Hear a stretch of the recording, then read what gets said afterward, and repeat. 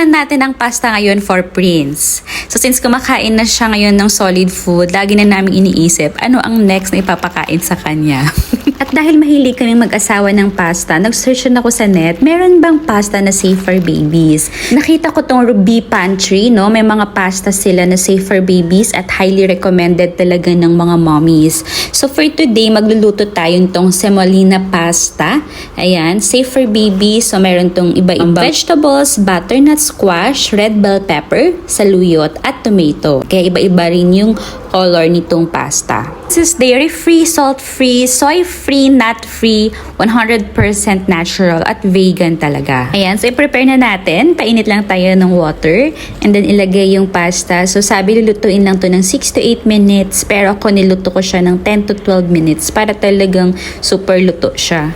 Prepare naman ako ng natural sauce. So, tomato sauce lang gagamitin ko nito. Tinanggal ko lang yung buto ng tomato at igasa siya sa olive oil.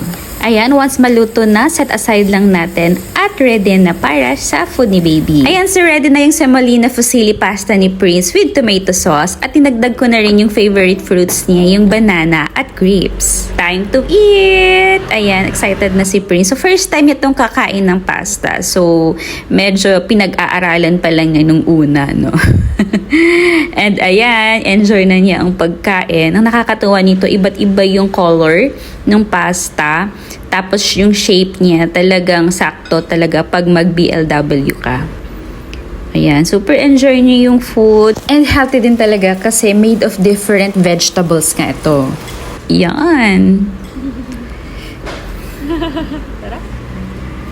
Grabe, tuwang-tuwa talaga ako dito sa Ruby Pantry, no, na mayroon silang mga pasta na ganito na safe for babies. Para next time pagkakain kami ng pasta, ayan, pwede rin kaming sabayan ni baby. Dahil familiar na siya sa lasa ng pasta, ilagay na rin natin yung kanyang fruits. Thank you, Ruby Pantry. Super nag-enjoy talaga si Prince sa food niya today.